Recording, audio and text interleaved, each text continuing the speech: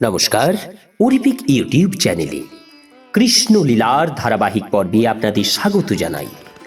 আজকের পর্ব যাজ্ঞিক ব্রাহ্মণ প্রতিনিধির প্রতি শ্রীকৃষ্ণের অনুগ্রহ, পর্ব ৩। চ্যানেলে যারা নতুন তাদের অনুরোধ জানাবো চ্যানেলটি সাবস্ক্রাইব করে শ্রীকৃষ্ণলীলার ধারাবাহিক পর্বগুলি শ্রবণ করুন। আসুন আজকের পর্ব শুরু করি। যাজ্ঞিক ব্রাহ্মণ প্রতিনিধির প্রতি শ্রীকৃষ্ণের অনুগ্রহ, পর্ব ৩। শ্রীকৃষ্ণ এখানে প্রতিপন্ন করেছেন যে জীবনের পরম পূর্ণতা হচ্ছে তার শরণাগত হওয়া, অন্য সমস্ত কর্তব্য এবং দায় দায়িত্ব ঝেড়ে ফেলে দিয়ে পরমেশ্বর ভগবান শ্রীকৃষ্ণের চরণে সর্বতোভাবে আত্মনিবেদন করাই হচ্ছে সর্বশ্রেষ্ঠ কর্তব্য। কেননা পরমেশ্বর ভগবানই হচ্ছেন প্রতিটি জীবের পরম প্রেম সম্পদ।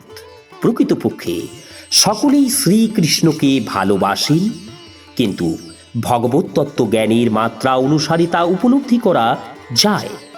কেউ যখন জানতে পারেন যে তিনি হচ্ছেন চিন্ময় আত্মা এবং সেই চিন্ময় আত্মা হচ্ছে পরমেশ্বর ভগবানের বিভিন্ন অংশ, তাই পরমেশ্বর ভগবান হচ্ছেন প্রেমের পরম লক্ষ্য। এইভাবে উপলব্ধি করে কেউ যখন তার চরণে আত্মনিবেদন করেন, তখন জীবের পরম মঙ্গল সাধিত হয়।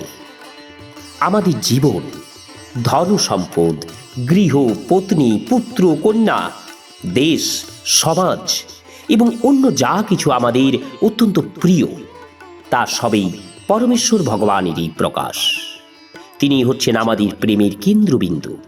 কেননা তিনি বিভিন্ন রূপে প্রকাশিত হয়ে আমাদের বিভিন্ন অবস্থা অনুসারে, অর্থাৎ দৈহিক, মানসিক অথবা আত্মিক স্তর অনুসারে আমাদের আনন্দ প্রদান করে থাকেন। শ্রীকৃষ্ণ বললেন, হে প্রিয় দ্বিজপত্নীগণ, তোমরা এখন বাড়ি ফিরে যাও। সেখানে গিয়ে যজ্ঞ অনুষ্ঠানে তোমাদের পতিদের সহযোগিতা করো। এখন গৃহকর্ম পরিচালনা করো, যাতে তোমাদের পতিরা তোমাদের প্রতি প্রসন্ন হন এবং যাতে যে যজ্ঞ অনুষ্ঠান তারা শুরু করেছেন তা যথাযথভাবে সম্পন্ন হয়। তোমাদের পতিরা হচ্ছেন গৃহস্থ এবং তোমাদের সাহায্য ছাড়া তারা কিভাবে তাদের কর্তব্য কর্ম সম্পাদন করবেন? দ্বিজপত্নীরা উত্তর দিলেন, হে প্রভু, এই ধরনের নির্দেশ আপনার উপযুক্ত নয়। আপনি প্রতিজ্ঞা করেছেন আপনি সব সময় আপনার ভক্তদের রক্ষা করবেন, তাই এখন আপনার সেই প্রতিজ্ঞা আপনাকে পালন করতেই হবে। একবার যে আপনার কাছে আত্মনিবেদন করেছে, তাকে আর জড় জগতের বদ্ধ জীবনে ফিরে যেতে হয় না। আমরাও তাই আশা করি আপনি আপনার প্রতিভা, আপনার প্রতিজ্ঞা এখন পূর্ণ করবেন। আমরা সর্বতোভাবে তুলসী পত্র শোভিত আপনার শ্রীপাদপদ্মে আত্মনিবেদন করেছি। তাই আর আমাদের তথাকথিত আত্মীয় স্বজন, বন্ধু বান্ধব এবং সমাজের কাছে আপনার শ্রীপাদপদ্মের আশ্রয় পরিত্যাগ করে আমরা ফিরে যেতে চাই না। আর ঘরে ফিরে আমরা কি বা করব? আমাদের পতি, পুত্র, পিতা, মাতা, ভাই, বন্ধু এরা কেউই আর আমাদের দর্শন করতে চায় না। কেননা আমরা তাদের সকলকে ত্যাগ করে চলে এসেছি। তাই ফিরে যাওয়ার মতো কোনো আশ্রয় আর আমাদের নেই। দয়া করে তাই আপনি আর আমাদের ঘরে ফিরে যেতে বলবেন না। পক্ষান্তরে আপনার আশ্রয়ে, আপনার শ্রীপাদপদ্মে যেন আমরা নিত্যকাল অবস্থান করতে পারি, সেই ব্যবস্থা করুন। পরমেশ্বর ভগবান উত্তর দিলেন, প্রিয় দ্বিজপত্নীগণ, তোমরা নিশ্চিত থাকো যে তোমরা ফিরে গেলে তোমাদের পতিরা তোমাদের অবহেলা করবেন না এবং তোমাদের সাদরেই গ্রহণ করবেন। যেহেতু তোমরা হচ্ছ আমার শুদ্ধ ভক্ত, তাই কেবল তোমাদের আত্মীয় স্বজনেরাই নয়, সমস্ত মানুষ, এমনকি স্বর্গের দেবতারাও তোমাদের প্রতি প্রসন্ন হবেন। পরমাত্মা রূপে শ্রীকৃষ্ণ সকলেরই হৃদয়ে বিরাজমান। তাই কেউ যখন শ্রীকৃষ্ণের ভক্ত হন, তখন তিনি সকলেরই প্রিয় হন। ভগবানের শুদ্ধ ভক্ত কারো প্রতি শত্রুভাবাপন্ন নন। কোনো সুস্থ মস্তিষ্ক সম্পন্ন মানুষ ভগবানের শুদ্ধ ভক্তের সঙ্গে শত্রুতা করতে পারে না। শ্রীকৃষ্ণ আরো বললেন, আমার প্রতি দিব্য প্রেম দেহ সম্বন্ধযুক্ত নয়, কিন্তু যার চিত্ত সর্বদাই আমাতে সমর্পিত, তিনি অবশ্যই অতি শীঘ্র আমার সঙ্গ লাভ করার জন্য আমার কাছে আসবেন। পরমেশ্বর ভগবানের দ্বারা এইভাবে আদিষ্ট হয়ে সমস্ত দ্বিজপত্নীরা তাদের গৃহে তাদের পতিদের কাছে ফিরে গেলেন। তাদের পত্নীদের ফিরে আসতে দেখে ব্রাহ্মণেরা অত্যন্ত প্রীত হলেন এবং শাস্ত্রের নির্দেশ অনুসারে একত্রে উপবেশন করে যজ্ঞ অনুষ্ঠান করলেন।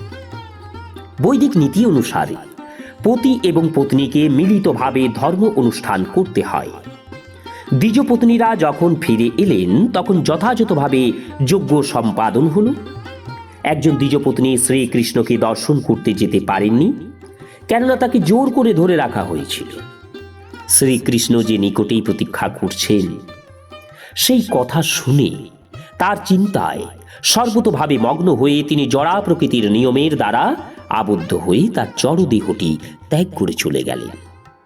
নিত্য আনন্দময় পরমেশ্বর ভগবান গোবিন্দ একজন সাধারণ মানুষ রূপে তার অপ্রাকৃত লীলাবিলাস করেছিলেন এবং দ্বিজপত্নীদের নিবেদিত খাদ্যদ্রব্য উপভোগ করেছিলেন। এইভাবে তিনি সাধারণ মানুষদের তার প্রতি আকৃষ্ট করেছিলেন। তিনি গাভীদের, গোপ পালকদের এবং বৃন্দাবনের গোপ বধূদের তার বাণীর প্রতি এবং তার সৌন্দর্যের প্রতি আকৃষ্ট করেছিলেন। দ্বিজপত্নীরা যখন শ্রীকৃষ্ণের কাছ থেকে ফিরে গেলেন তখন যজ্ঞ অনুষ্ঠানে রত ব্রাহ্মণেরা পরমেশ্বর ভগবানকে অন্নদান করতে অস্বীকার করার পাপের জন্য অনুশোচনা করতে লাগলেন। অবশেষে তারা তাদের ভুল বুঝতে পেরেছিলেন। বৈদিক কর্মকাণ্ডীয় অনুষ্ঠানে মগ্ন থেকে তারা পরমেশ্বর ভগবানকে অবহেলা করেছিলেন, যিনি একজন মানুষের রূপ পরিগ্রহ করে এই জগতে আবির্ভূত হয়েছিলেন এবং তাদের কাছে অন্ন প্রার্থনা করেছিলেন। তাদের পত্নীদের বিশ্বাস হল যে যদিও তাদের পত্নীরা শুদ্ধ ভক্তি স্তরে উন্নীত হয়েছিলেন, তবুও তারা বুঝতে পারলেন না কিভাবে পরমেশ্বর ভগবানকে ভালোবাসতে হয়। তারা নিজেদের মধ্যে বলাবলি করতে লাগলেন, ধিক আমাদের ব্রাহ্মণত্ব, ধিক আমাদের বৈদিক শাস্ত্রজ্ঞান, ধিক আমাদের যজ্ঞ অনুষ্ঠান, শাস্ত্রীয় বিধিনিষেধের অনুষ্ঠান, ধিক ধিক ধিক আমাদের পরিবার পরিজন। এ সমস্তই ধিক আমাদের হৃদয়ে, দেহ, মন এবং ইন্দ্রিয়ের অগোচর পরমেশ্বর ভগবানের প্রতি প্রেমের উদয় হয়নি। এই সমস্ত শাস্ত্রজ্ঞ ব্রাহ্মণেরা যদিও বৈদিক আচার অনুষ্ঠানের অত্যন্ত সুদক্ষ ছিলেন, তারা যথার্থভাবে অনুশোচনা করেছিলেন, কেননা শ্রীকৃষ্ণের প্রতি প্রেম ভক্তির উদয় যদি না হয় তাহলে সমস্ত ধর্ম অনুষ্ঠানে কেবল সময় এবং শক্তির অপচয় মাত্র। তারা পরস্পরের মধ্যে বলাবলি করতে লাগলেন, ভগবানের মায়া এতই প্রবল যে তা মহান যোগীদেরও মোহিত করে। যদিও আমরা শাস্ত্র নিপুণ ব্রাহ্মণেরা মানব সমাজের অন্য সমস্ত বর্ণের গুরু বলে বিবেচিত হই, সেই আমরাও ভগবানের মায়ার দ্বারা মোহিত হয়েছি। কিন্তু দেখো, এই স্ত্রীরা কত সৌভাগ্যবতী, তারা কত ঐকান্তিকভাবে পরমেশ্বর ভগবান শ্রীকৃষ্ণকে তাদের জীবন উৎসর্গ করেছে। তারা অনায়াসে তাদের পরিবার বন্ধন ত্যাগ করতে পেরেছে, যা অত্যন্ত কঠিন। সংসার জীবন একটা অন্ধকূপের মতো, কেননা সেখানে নিরন্তর জড়জাগতিক দুঃখ ভোগ করতে হয়। নমস্কার, আজকের পর্ব এখানে শেষ করছি।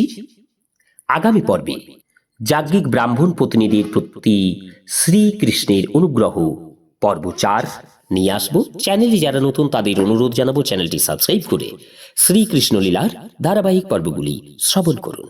রাধে রাধে।